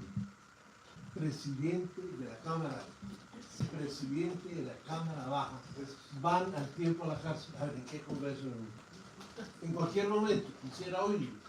En Colombia no pasa nada, esto no se comenta. Hay que recordar y decir una verdad, ¿no? Eso fue ahora, ¿no? ¿Cómo es posible? Un congreso donde su presidente del Senado y su presidente de la Cámara al tiempo vayan a la cárcel. Como le dicen, no, es que hay impunidad, no, la justicia. Pero es que tampoco no es considerado, no es tomado en cuenta. Yo digo que tenemos que hacer un monumento con la lista de estos altos funcionarios que han sido condenados. Así como ponen en Washington quienes murieron en la guerra de Vietnam con nombre propio. ¿No? Hagámoslo aquí con los que se han robado la plata del país y han cometido crímenes no siendo funcionarios públicos.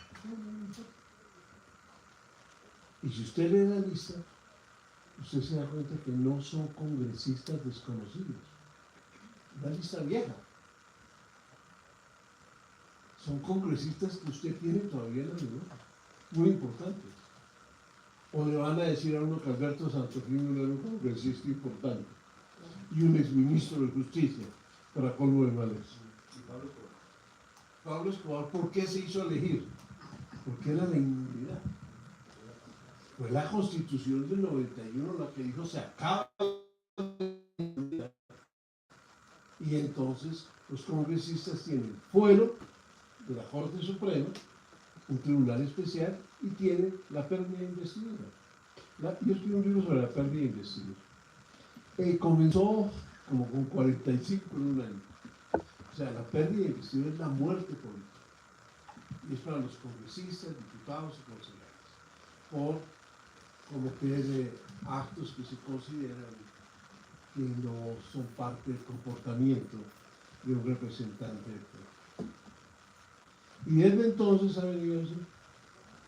Hoy serán 5 por año o 2. Y se ha hecho una campaña tremenda para que no se aplique, para que se enrede, y era algo que se aplicaba en 10 días. Digamos, ¿cuántos congresistas han perdido importantes? Han perdido la investidura. Un candidato presidencial, según algunos embajadores en Londres, ya habiendo sido destituidos del Congreso por el Consejo de Estado. Pero no pasa nada. ¿Cuál es el problema? De que usted represente a su país ante otro país muy importante, como hay en su contra de esa naturaleza. Es eso. Eso es lo que llama la parte de ciudadanía. No hay una reacción. Los gremios se quedan callados. Los partidos políticos no hablan. Usted no puede recordar un discurso importante de oposición al gobierno de Petro en el Congreso. De la señora Desbeta o no sé dónde, el 20 de julio. ¿No? Se atrevió y nomás dijo lo que todos decían. Punto. No más.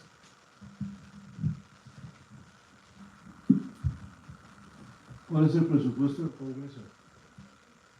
Averigüen. ¿Cuál es el presupuesto de la Contraloría General de la República? Mira a ver qué controla. Son 5.000 personas. Procuraduría, pregunte. Hay sueldos en la Procuraduría que con todas las prebendas y tal pueden llegar a 800 millones al año. Bien. Es esa ausencia de ciudadanía. Fíjese usted, los titulares de la prensa hoy sobre lo que ustedes han mencionado de la elección de los jóvenes ayer. Claro, la elección de los jóvenes ayer es una expresión del desprecio que hay con las corporaciones públicas. Es no voy a votar. Creo que votó el 20%. O sea, ahí es la expresión de crítica al Congreso, crítica a las asambleas, crítica a los consejos. ¿Cuál es el titular de la prensa? Muy poca participación. Pero lo que usted dijo, ¿no? Que era lo importante. Eso no sé. Entonces, y eso es la prensa, lo más importante. Yo me quedo sin respiración, pero sin respiración todos los días. Y no es un día, es todos los días que usted ve esto. Usted queda agobiado. Dígame, ¿qué partido político tiene en Colombia una organización de jóvenes? La izquierda. Y eso me sorprende el resultado que usted dice. Pero el Partido Liberal, ¿cuál organización? El Partido Conservador, ¿cuál organización? ¿Cuál organización de mujeres? O de indígenas, o de afros, o de caderas, lo que usted quiera.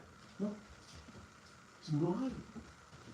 Mire, han venido fundaciones internacionales, esto me lo contó, y termino con eso, una persona que está dirigiendo el Partido Conservador hace 5 años. Vino una fundación muy importante de Alemania para ayudar al Partido Conservador. Y preguntar, díganos una cosa, ¿cómo está el registro del partido? ¿El registro? Sí, el registro, ¿cómo está? ¿Y eso qué es? Claro,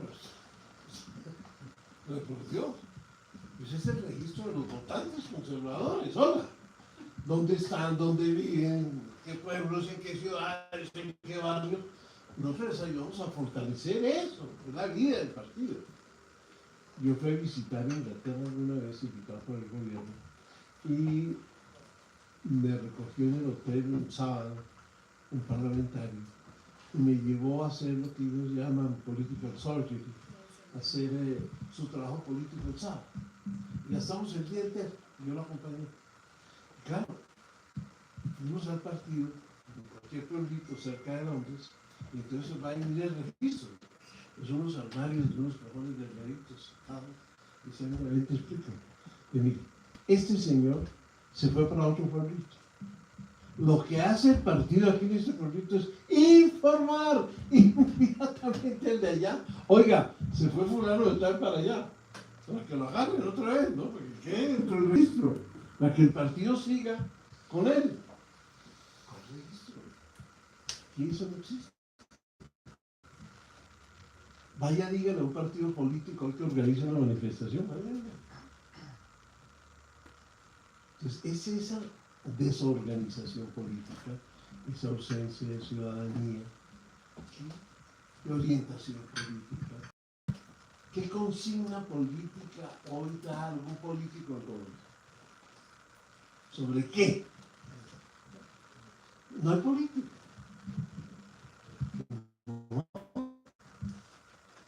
¿Cuántos congresistas tenemos? Que ya le están diciendo, proponiendo. ¿Cuántos diputados? ¿Qué sabemos de lo que hace la Asamblea Constitucional? Nada. Esto es así. Entonces, hay una ausencia. Yo hice su desarrollo político. Yo ahorita una clase sobre eso, perdida. Pero no hay. Cada día estamos un poco en desarrollo político, en percepción de lo que está pasando. Profesor Fernando, muchas gracias. Vamos a dar entonces paso a preguntas de los asistentes. Julio, por favor. Mira, yo creo que hay un par de temas que están muy conectados. La apatía que comenta Giovanni, pues es realmente la apatía del colombiano. Y me quiero referir a la apatía de sus gremios. Efectivamente, si el director de un gremio está interesado en tomar una posición, lo consulta con sus miembros. Y muchas veces los miembros dicen, no se mete en eso. Hay un temor de empresarios. Hace un par de años, hablando con los empresarios, decían, yo creo que va a pasar esto en el país. Me dijeron, no, eso no puede pasar. Y está pasando. El otro tema, estamos hablando del Congreso. Congresistas, excepto unos pocos, que son gente honesta y muy buena. ¿Qué es lo que se llama el Congreso? Contratos. Es la corrupción que lleva el Congreso para ir detrás de los contratos y enriquecerse. Esa es la realidad. Y lo único que nos puede ayudar en esto es las listas cerradas, como ustedes mencionan, y medios de comunicación como los de ustedes, que busquen crear conciencia en la gente de lo que se nos viene, lo que está pasando. El otro tema es el respeto a la Constitución. No sé, yo tengo el temor de que el señor Petro y su gobierno les queda poco tiempo, entonces les toca acelerar y buscar, no sé si una promoción interior, pero algo está pasando. Mi pregunta es, ¿será que tendremos elecciones? Estamos hablando del Congreso suponiendo que hay elecciones, pero ¿qué estará pensando el gobierno? Esto que han dicho de estos indígenas que han llegado, atacan a la policía, se van a la embajada americana, algo que nunca había pasado en el país. ¿Será que se está buscando la forma de suspender o postergar elecciones? ¿Qué se podría hacer para evitar eso? El último tema es quién es el encargado de garantizar que la Constitución sea respetada. Las Fuerzas Armadas. Por Constitución, si un gobierno, una persona, sea presidente, senador, que viola la Constitución,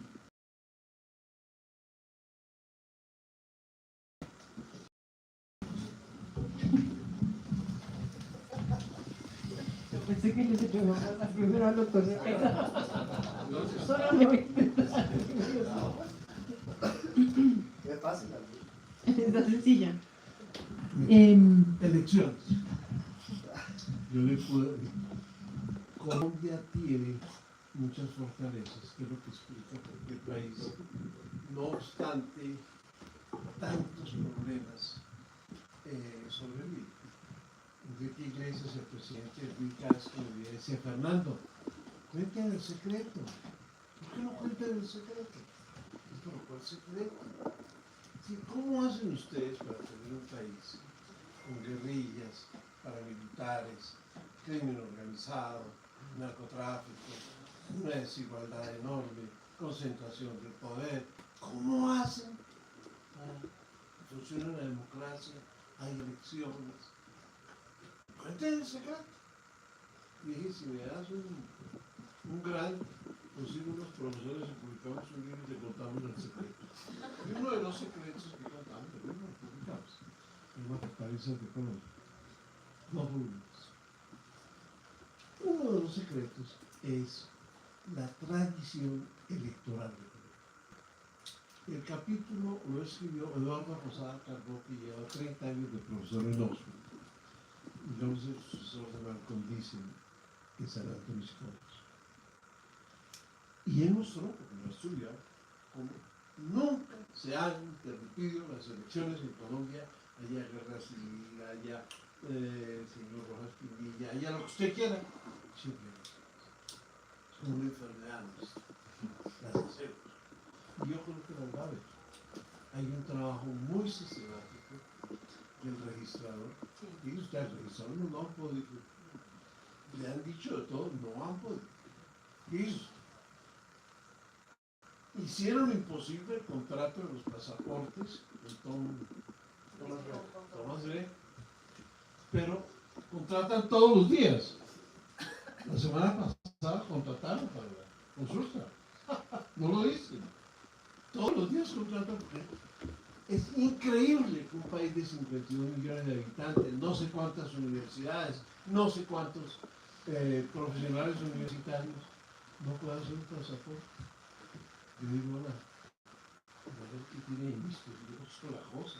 Porque 190 países pueden hacer y nosotros no, ni siquiera hablando con los otros países para que nos ayuden a juntar las páginas. ¿Qué nos pasa? No, tranquilos. Están buscando cómo se hace. Y ahora lo que pasa es que ya se supo cómo se hace en Portugal, pero el contrato quedó. Esto es una cosa increíble. Pero elecciones, créanme, el registrador no se ha dejado. Dos, trataron de reducir el presupuesto, no se ha dejado. Y digamos que el procurador, curiosamente el procurador, han hecho una alianza para defender la posibilidad de las elecciones. Sí, y el sector privado, le puedo decir, porque eso sí me lo han contado, está gastando una cifra significativa para tener testigos electorales en todas las mesas. Y el registrador va a digitalizar el E14. Es el famoso formulario donde están los datos que se envían primero. Los va a digitalizar, o sea, automáticamente ustedes, yo, todo el mundo, vamos a tener el dato de cuántos votos hubo en cada mesa. Pero lo de María Corina fue que las fuerzas militares tomaron las actas y se las entregaron a María Corina. Fue un acto de deslealtad de las fuerzas militares con Maduro. Eso no fue digitalizado. Aquí lo que se va a hacer es eso. O sea que yo le aseguro que las elecciones van a ocurrir. Miremos el tema de las fuerzas militares, usted tiene toda la razón. No se dice.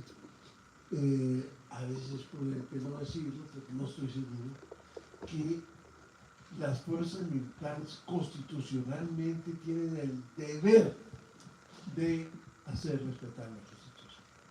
O sea, si hay una violación de la Constitución, tienen que intervenir. Pero ¿cuál es el problema? El problema es que purgaron las fuerzas militares, sacaron 70 generales y siguen sacando. Y no hubo una sola reacción. Que dijeron: no, momentico, tampoco tanto. Eso lo pudo hacer Petro la primera semana sin que hubiera una palabra negativa. Básicamente, estamos con unas fuerzas militares muy débiles, ejército, fuerza aérea ni hablar. los helicópteros están en tierra, ¿no? Eso está. Y la Marina jugó un papel muy importante cuando fue a Colombia, porque Estados Unidos los obligó, los estaba ayudando, a que se mojaran los zapatos blancos y los pantalones blancos y se metieran en los ríos, porque los ríos eran las autopistas de la guerrilla. Hay que controlar ya los ríos. Y eso fue un factor clave, como lo fue la Fuerza Aérea, más que el ejército. Entonces, el problema que tenemos ahora no es inteligencia. Por eso puede ocurrir lo que ocurrió en la embajada de Ucrania. No es inteligencia. Inteligencia que uno... Y los que manejan inteligencia son exámenes. Y el penúltimo que lo manejó está asilado en la embajada de Colombia en Nicaragua. Entonces usted le dice cómo la cosa. Pero sí es muy importante lo que usted dice. Es una lástima la desconexión que hay en Colombia entre la sociedad civil y las fuerzas militares. Mire, yo en la Universidad de los Andes que se invitara gratuitamente a los comandantes a los cursos que hacíamos de presidente de empresa o de alta gerencia, gratuitamente, para que fueran. Y para que hubiera una conexión con los empresarios, hablaran, se saludaran. A los clubes sociales les suplico siempre, pero durante años, por favor, denles una tarjeta de cortesía a los comandantes. Que vengan al Jockey Club a almorzar. Hola, ¿cómo te va? Porque entonces usted se puede decirle al oído rápidamente que ese señor, hola. Pero si no, ¿dónde le dice qué? Si no nos vemos nunca. No lo hace. Es la comunicación con las fuerzas militares que es de la esencia. Hoy sobre todo. Yo no veo otra manera de hacer. Pero no se hace. Pero es muy importante tener en cuenta eso. No es un golpe de Estado, no. Es defender la Constitución. Exactamente lo contrario. Pero fíjese usted que Petro defendió el golpe de Estado de Castillo y Perú. Y volvió a defenderlo ahora cuando tumbaron la señora. Defendió el golpe de Estado que dio Castillo. Cerró el Congreso, ¿sí? ¿Cómo pretende que Trump no le diga nada? Si Trump ofrece $50 millones por la captura de, o la información que lleva la captura de Maduro, y entonces Petro sale y dice, el cartel de los soles, que la base política de Estados Unidos frente a Venezuela no existe. Y el viernes lo repite. O sea, usted, señor, es un mentiroso. Y eso que usted le decía al presidente, el presidente, lo que está diciendo Maduro no es presidente. Maduro es el jefe del cartel. Lo grave de lo que dijo ahora es que sin quitarle a Petro su condición de presidente democrático, que no le reconoce a Maduro, sin quitarle eso, le dijo lo mismo, usted es un jefe del cartel, o de todos los carteles. Tenemos cualquier cosa en lo que estamos. Yo quisiera responder. Voy al punto. Director de la UIAF, Unidad ex M19. Director de la Dirección Nacional de Inteligencia, en manos de ex M19. 5 directores de la Policía Nacional en 3 años. 5. Va a haber, claro, va a haber elecciones. El problema no es si va a haber o no va a haber elecciones. Va a haber elecciones. El problema es que no hay control territorial por parte del Estado colombiano ni de las fuerzas militares. El problema es por quién va a votar el ciudadano. Porque un ciudadano por allá, en un pueblo, en el Guaviare, donde está lleno de ríos, ¿por quién cree que va a votar?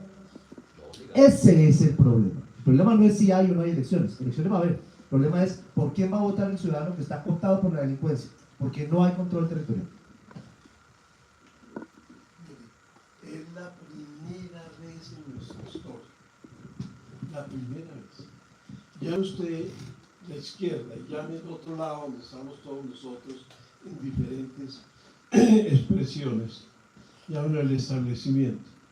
Es la primera vez que el establecimiento va a las elecciones, menos pero muchísimo menos plata que la izquierda. Para comenzar, con muchísimo menos maquinaria política que la izquierda. Entonces usted me dice. Fernando, muchas gracias. Tenemos espacio pronto para alguna pregunta más del público. Gracias. Buenos días, gracias. Sí, tuve la fortuna de estar en el programa de alto gobierno con el doctor Carlos Caballero y efectivamente estábamos ahí, inclusive compartiendo con la primera general de la Policía de Colombia. Tenía dos preguntas. Una, el profesor Cepeda empezó conversando sobre el tema internacional. Hay una apatía en general a lo internacional en la población y todos, en realidad en todos los estamentos. Sin embargo, uno está empezando a ver que las regiones están siendo muy activas en esa conversación a nivel internacional, que es como un nuevo concepto que se está desarrollando, se llama paradiplomacia. Pero quería preguntarle, frente al Congreso, que el Congreso realmente pues poco habla o poco se pronuncia, ¿qué deberíamos pedirle a estos congresistas que quisiéramos que hicieran parte? ¿Qué deberíamos buscar en ellos? Segundo, el tema del sector privado. El sector privado tenemos algunas limitaciones, algunos decimos dentro de nuestros códigos de ética somos apolíticos, hacer a veces el acercamiento genera preocupaciones. ¿Cómo podría, qué nos recomienda que pudiéramos hacer como sector privado para realmente tener un poquito más de conciencia e incidir un poco más en estas decisiones? Muchas gracias.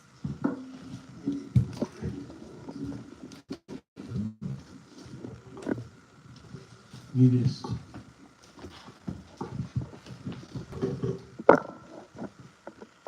En cualquier parte del mundo, particularmente en los Estados Unidos, los congresistas están en contacto permanente con gremios, asociaciones, universidades, profesores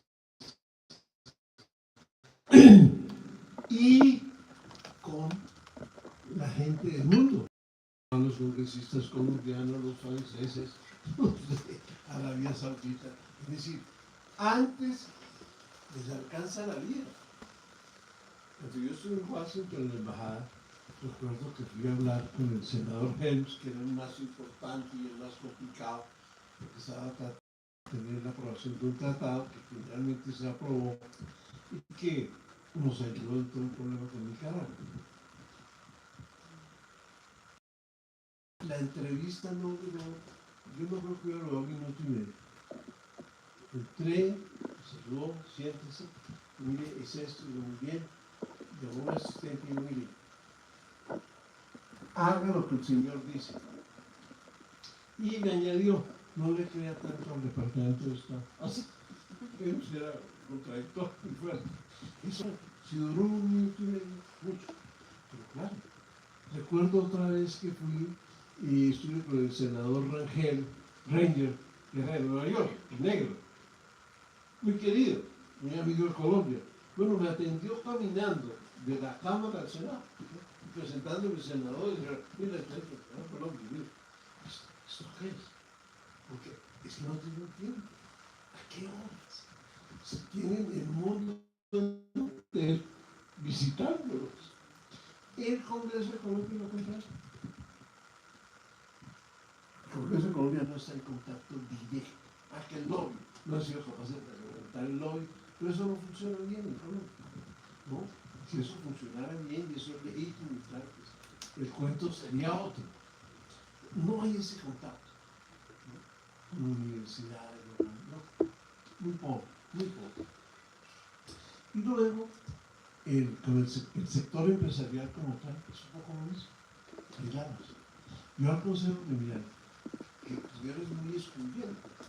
Si la señora Lacutil de Anchan tuvo que crear otro gremio, las aliadas, o no sé qué, porque había en el país que no estaba dentro del Consejo de Memoria y seguramente todavía hay mucho más que no están ni en el uno ni en el otro. En Francia, el Consejo de Memoria allá tiene su edificio propio y tal, no hay presidente o ministro importante que vaya que no llegue allá. Pero ahí está todo el mundo. Es decir, está todo el mundo. Aquí no. Aquí es un club, una cosa muy excluyente, muy elegante. Y yo les he dicho, todos son amigos, algunos son alumnos. Oigan, ¿por qué no montan ustedes un tanque de pensamiento general? Porque usted se encarga de las exportaciones, usted es la agrícola, usted de la infraestructura, pero si no, se requiere alguien que teniendo base en toda la cosa empresarial, piense en el país en general, porque ahí no están los huérfanos que no tienen gremios, los huérfanos. Entonces, esos temas hay que analizarlos, hacer propuestas y hacer conocer ideas sobre eso al Congreso, a las universidades, a la opinión pública. ¿Por qué no dedican tal vez una persona demasiado media persona? ¿Cuántos premios son? 28, 14 personas a que hagan ese trabajo sistemático? No les cuesta nada que se dediquen a eso. Bueno, la Lacutil yo una vez la propuse y yo lo voy a hacer, tampoco lo ha hecho. Entonces, usted no tiene que empiece en términos generales para el país. Entonces, claro, el problema del Congreso como tal, ¿a quién le interesa? Los Andes inventaron, mis colegas, el Congreso visible, que era que el congresista se inscribiera. Eso no sirve para nada. Todos terminaron en la cárcel, por favor. El Congreso visible, ¿visible de qué? No hagan tonterías. No hay un estudio sistemático sobre el Congreso. No hay un estudio sistemático sobre las asambleas, sobre los consejos municipales, sobre la participación ciudadana, cómo debe ser, cómo puede mejorarse, cómo puede estimular. Son temas buenos, la lista es interminable. No hay. Bueno, vamos con María Andrea entonces y luego con Igual. Yo simplemente quiero mencionar sobre el trabajo de los empresarios y la política, como lo que mencionabas hace un momento de que muchos empresarios, gremios dicen que nosotros no somos políticos, ¿cierto? Tal vez hace unos años era importante decir eso para poder cubrir éticamente el negocio, ¿no? Es decir, cada cual tiene derecho a hacerlo y el empresario tiene que volverse rico, cada vez más rico, y eso es lo que aspira uno de lo que suceda con el sector productivo. Pero estos no son tiempos para no tomar partido, no necesariamente hacia un político, sino hacia los valores democráticos. Porque dentro del valor democrático y la libertad de mercado está el sector productivo en su totalidad. Al sector productivo le sirve tener un sistema político que funcione y que le favorezca para poder hacer negocios y para poder crecer, para generar empleo, para pagar impuestos, ¿correcto? Entonces, estos no son tiempos para no argumentar eso en una junta directiva. Y no necesariamente tiene que salir a decir, somos el Centro Democrático, el Partido Liberal, y batir el trapo rojo. No, no es eso. Es que hoy la política es la defensa del valor de los valores democráticos. Es la defensa de la libertad. Porque los tiempos que nos llegaron y en los que estamos hoy en día, o por lo menos acá en América Latina, es que estamos a puertas de entrar a definir entre tener gobiernos legítimos e institucionales que respeten el Estado Social de Derecho o tener narcoestados. Porque lo que salió con la noticia del Pollo Carvajal hace unos pocos días, este personaje de la dictadura de Nicolás Maduro, que cuenta que efectivamente los petrodólares de Hugo Chávez sirvieron para financiar las campañas del progresismo en América Latina, que se tomaron en la década del 2000, del 2000 al 2010, básicamente todo Sudamérica. Los Kirchner, Evo Morales, Rafael Correa, Lula, que además Lula pues además es convicto y además es presidente por tercera vez. Entonces hoy hay que decidir qué es lo que queremos. Y además el señor Pollo Carvajal dijo que Petro había recibido financiación de Hugo Chávez. Hay unos bien pensantes que dicen, ay, no, eso no, Petro no es un capo. Y le creen el cuento. A mí me parece muy chistoso, hay unas analistas internacionales muy elegantes y muy finas ellas, que dijeron ayer con lo de Trump, ay, Trump pescó el anzuelo y ahora el triunfo es de Petro y de Nicolás Maduro. Ay, qué cansancio, de verdad. Por culpa de esas analistas internacionales, se llama Sandra Borja para que no tenga baño muy largo, que es una mujer inteligentísima, reprogre del centro, centro izquierda, y que además ella levita 10 centímetros arriba de las baldosas. Por culpa de esas personas que son súper inteligentes, es que tenemos a Gustavo Petro como presidente de Colombia, que usando las instituciones y la democracia, ahora pretende acabar las instituciones usando las instituciones democráticas. Y una de las instituciones muy importantes dentro de las economías democráticas es la empresa privada, que a la extrema izquierda no le gusta. Por eso tenemos la loquita de Irene Vélez diciendo que no sabe si Billones se escribe con B de bruto o no, pero que dice que hay que crecer la economía. Entonces el sector privado sí se tiene que poner las pilas, tanques de pensamiento, apoyar narrativas que defiendan los valores democráticos, el control, por ejemplo, y digamos como no tener miedo. En semana pasada algo muy interesante, en la antigua semana, o en la semana que me tocó a mí en un pedazo, antes de que se convirtiera en campaña presidencial, y fue muy interesante. El sector económico decía que valientes denuncias en contra del comienzo del gobierno de Petro. Que bueno, gracias. ¿Va a pautar en la revista? No. Nos da susto que de pronto el gobierno tenga alguna retaliación en contra de nosotros. Pero sigan adelante. Gracias. Y mientras tanto el gobierno de Petro sí financia a los Wallis, a los Levis, a las Emiles Lalis y a todos esos, al comité de focas que ahora van a meter al Senado de la República previo a la pavimentación de las campañas en TikTok. Entonces yo sí creo que tienen que ponerse las pilas y tener un debate de verdad al interior de las juntas directivas. No es por un candidato, es por la defensa de los valores democráticos. Muchas gracias, María Andrea. Yo estaba sacando una lista a tu pregunta. ¿Qué hay que pedirle al Congreso a los congresistas? Que vayan a los debates, que hagan quórum, que no se salgan en el momento de la votación, que no se emborrachen en las fiestas, que no jueguen Tetris en las sesiones, que no hagan jugaditas, que sean honestos, que trabajen de lunes a viernes, que presenten propuestas, que piensen en el país más allá de la quería, que hagan control político, que debatan los problemas del país a tiempo, y no 5 semanas después, que le bajen a tantas vacaciones y a tanto descanso, que controlen sus gastos, que no tengamos listas de ausentismo y larguísimas, en otras palabras, que trabajen. Es que el señor que está aquí, que se gana el salario mínimo de la entrada, se gana el salario mínimo y él tiene que trabajar las 8 o 9 horas diarias. ¿Congresista cuando trabaja? No venga con el cuentazo de que es que... No, es que eso es pensar en el país. Sentir el país es sentir el que se gana el salario mínimo y el informal que está con el puestico aquí de dulces en la esquina, que tiene que trabajar de sol al sol y que hace, ¿qué? 50.000 pesos diarios, 60.000 pesos diarios, la señora del Uber. Eso es lo que le está pidiendo Colombia al Congreso. Es que no es chiste lo que estoy diciendo, es que es real. ¿Uno vieron un congresista orinado peleando en las calles de Cartagena? ¿Miento? No miento.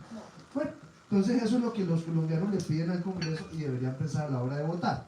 Y lo otro, el sector privado. Mire, yo le digo a los empresarios, no dejen la política en manos de los políticos. La política es para todos, no para los políticos. La política de profesión a mí no me convence. La política es para todos los colombianos, de todas las profesiones. Si seguimos siendo apáticos y apáticos, vamos a seguir teniendo problemas que tenemos.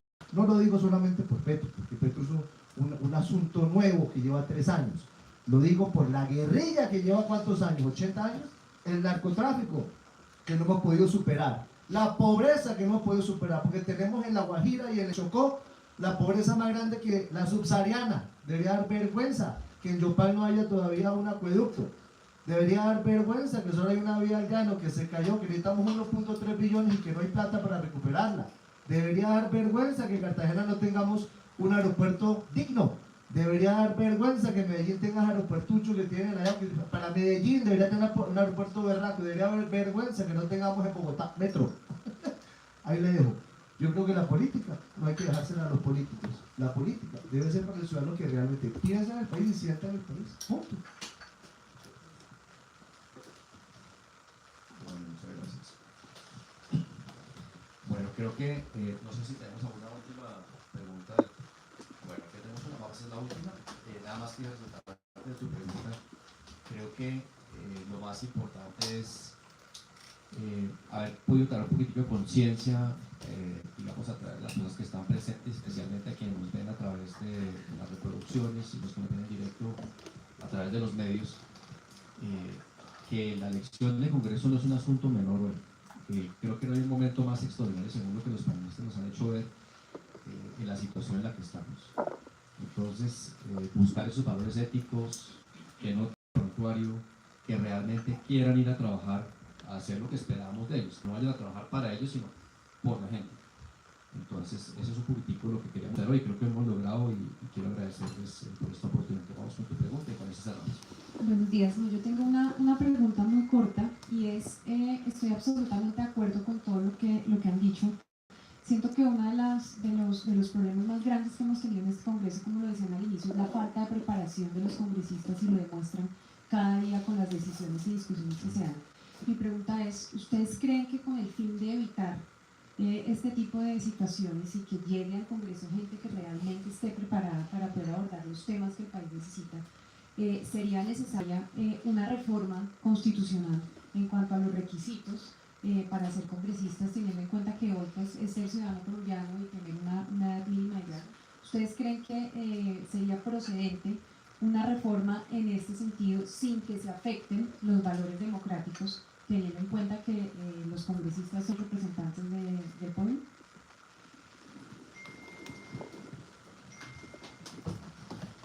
Cuando arrancó la República de Colombia, digamos como que existía la posibilidad de elegirse, había muchas restricciones. Entonces solamente podía votar el hombre letrado, propietario, mayor de cierta edad. Y yo creo que esto lo pongo como hace mucho tiempo, ¿no? Cuando los ejércitos de Bolívar estaban todavía por ahí.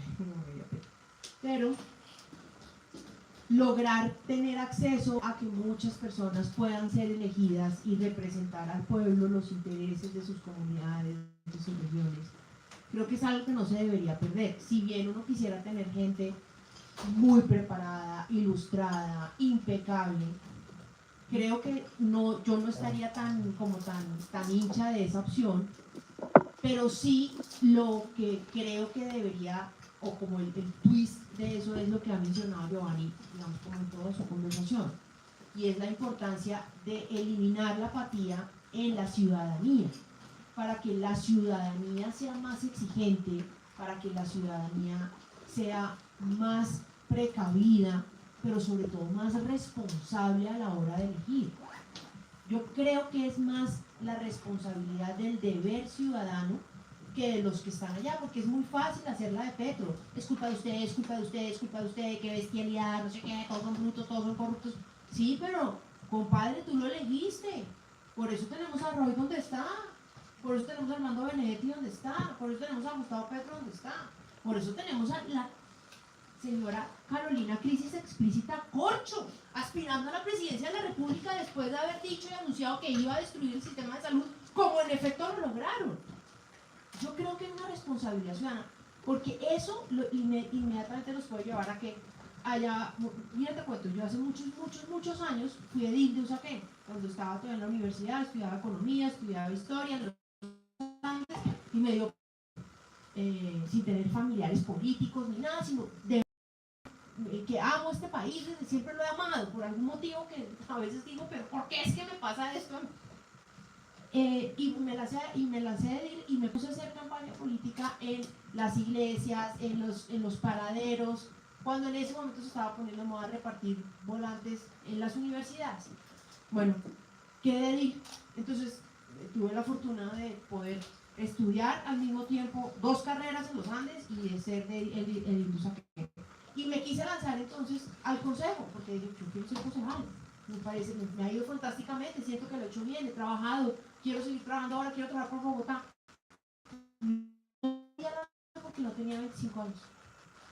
Y puse una demanda en el Consejo de Estado que perdí, porque no era el Consejo de Estado, sino no me acuerdo ya ni siquiera en ese momento. No. Hoy en día ya se puede, creo que ya se puede. Finalmente otras personas siguieron adelante con eso, pero desde mi perspectiva yo sentía y estoy convencida que en esa época, hoy ya a punto de cumplir 50 años, a mis 22 años, me miro y admiro a mi María Andrea de los 22 y digo, qué berraquita. ¿Hubiera podido ser concejal? Claro que sí. Entonces por eso, evocando tal vez algo muy, muy subjetivo en mi propia vida, digo, no hay que limitar el ejercicio de los que están llamados o que quieren hacerlo bien, pero creo que sí debemos tener una mayor responsabilidad para elegir. ¿Sabes por qué? Finalmente me presenté a las elecciones, lo logré. Si me presentaba y ganaba, probablemente no hubiera podido posicionarme. ¿Sabes cuántos votos me faltaron? 200 votos. ¿Sabes quién quedó elegido? El concejal Lustra Botas, Lucho. Por eso cuando Giovanni lo mencionó, yo hablé de Lucho, porque en esa oportunidad para mí fue súper evidente. Él sacó un montón de votos y bueno. Cuéntame tú cómo es el doctor. María Andrea, gracias. Quiero agregar algo que conversamos antes del panel y está relacionado exactamente con eso, solamente para complementar lo que está diciendo, es que me quedó sonando cuando lo comentamos, y es que para sacar el país adelante se trata de una batalla cultural. Y esa hay que darla, y los ciudadanos y los empresarios son los primeros que tienen que darle, y creo que hace eco con lo que decía Giovanni y igualmente lo que decía Fernando. Entonces, me acordé ahora mismo de lo que has mencionado. Entonces, si quieres, Giovanni, vamos contigo y luego con el doctor.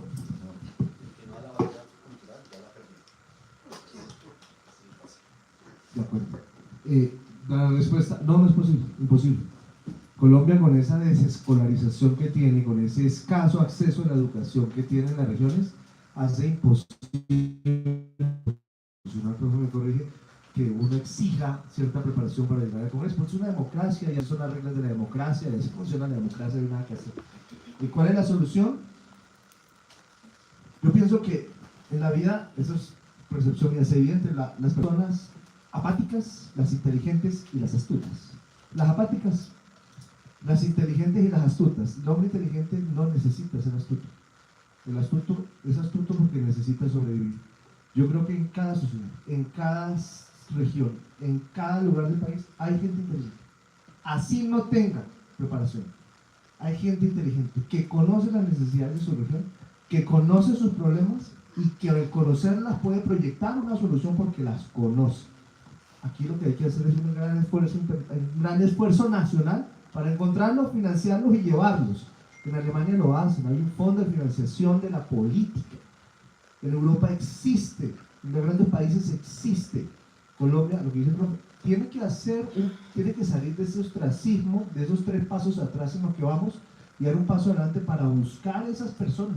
Y no vengan así que en Colombia no hay gente inteligente, muchísima gente inteligente que no necesita, obviamente, el estudio es lo más importante, sin duda, pero hay gente que conoce perfectamente su zona y puede proyectar las soluciones de su zona. Hay que encontrarlos, hay que financiarlos, hay que apoyarlos, hay que llevarlos. Pero como le digo, es un tema muy idealista. La respuesta a su pregunta, no. En la democracia es imposible. Gracias, Giovanni. El supuesto de su pregunta es que en el Congreso hay individuos. Eso es una equivocación. Y eso es lo que ha venido matando el funcionamiento del Congreso en Colombia. Y claro, usted tiene 32, 37 partidos, en 2003 llegamos a más de 60, pues usted es una locura. Usted tiene solo individuos en el Congreso, partidos con un solo representante, un solo senador, no sé qué es. En el Congreso hay partidos. Si usted pregunta del Parlamento británico, ¿y esto cómo es? ¿Cuántos miembros hay en la Cámara de los Comunes? Más de 600. uno tiene que ser un sabio, un momentico. Hay dos partidos fuertes, el conservador y el laborista, y dos débiles, el liberal y otro. Así es. Entonces, ¿qué es lo que ocurre? Al Congreso, o a las asambleas, o a los consejos, deben llegar los partidos, no los individuos. Y ese partido, entonces el Partido Liberal llega al Senado, que tiene un poco más de 100 miembros, llega con 30, 40, antes llegaba con más de 50. Digamos, llega con 30 senadores. Es la tarea del Partido Liberal. Primero, escoger las personas para que sean senadores. Y ese es un proceso que se va a hacer terrible. Se encuentran los avales. Eso es terrible. ¿Por qué? Porque esa persona que aspira a senador, en tu caso, el Partido Liberal ha debido estar detrás de ti, recogiéndote, ayudándote, diciendo no, el consejo, yo lo voy a respaldar, tal, pero usted forma parte del Partido Liberal. Y usted no llega solo al consejo ni a ninguna parte. Es el Partido Liberal. Y el Partido Liberal funciona en el Congreso y tiene unas políticas en el Congreso. Y claro, entonces especializa a los congresistas. Usted se dedica a la macroeconomía, usted al problema del petróleo, usted al problema del gas, usted al problema de la educación universitaria, y los va formando. Y por eso es, por ejemplo, usted pregunta por la señora Thatcher en Inglaterra, usted ve toda la carrera de ella y los ministerios por los cuales pasó, como el Junior Minister, como no sé qué. Y claro, cuando llega ya a ser primer ministro es que está graduada, esa es su formación, no la formación universitaria, ella estudió química primero y después derecho en Oxford, pero es eso. Entonces así es como se forma, digamos, la clase dirigente política. Debe haber una clase dirigente empresarial, una clase dirigente intelectual, periodística. En Colombia eso se conoce, eso no existe. Pero eso no sabemos por qué vamos. Entonces, el tema es cómo los partidos políticos hacen su tarea bien hecha. Y no tenemos este cuento que yo quiero ser senador, yo quiero ser representante, yo me inscribo por un mayor. Pues maestro, así no es. En un país de más de 50 millones de habitantes eso es imposible. Mire, Alberto Lleras Camargo, a quien creo que todos respetamos, yo en forma máxima, no eso es nuestra cuarta bachillerato.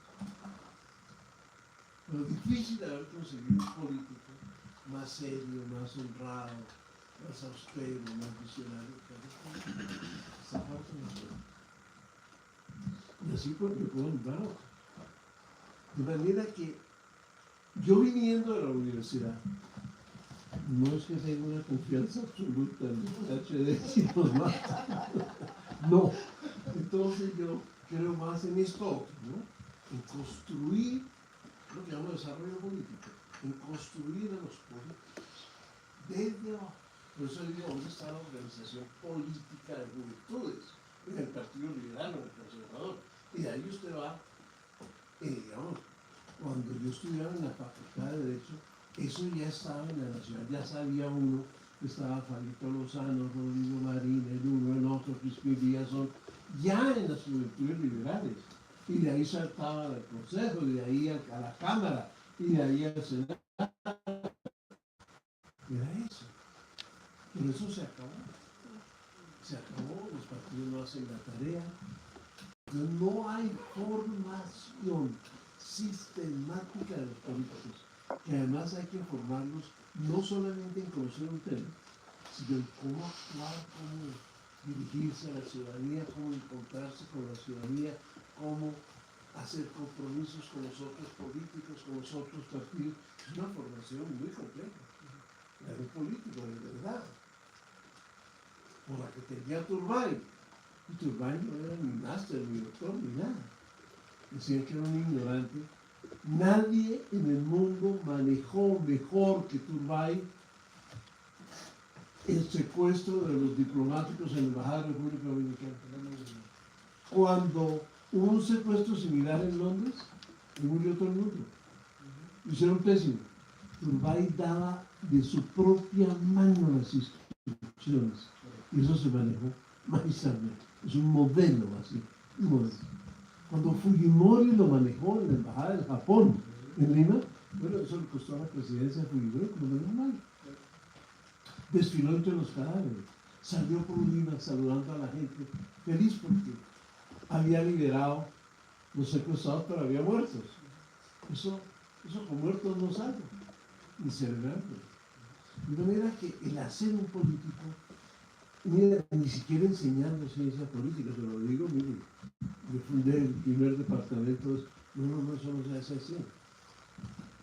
Yo enseño política, pero no soy político. Y me molesta cuando me presentan así. Yo no soy político. Eso es otra tarea, eso es otro oficio, eso es otro cuento.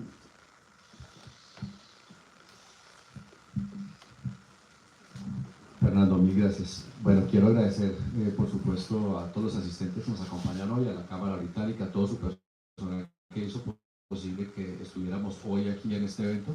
Muy especialmente a nuestros panelistas, María Andrea, profesor Fernando, Giovanni, que saben que son personas supremamente ocupadas y tomaron su tiempo para acompañarnos el día de hoy. Y les propondría de pronto que más adelante busquemos el espacio, porque esto es una situación que todos los días ocurre noticias, y como lo sabe muy bien Giovanni, María Andrea, a cada minuto las cosas cambian. Y de pronto, pues para que nos sentemos en otro panel y analicemos lo que está ocurriendo en ese momento.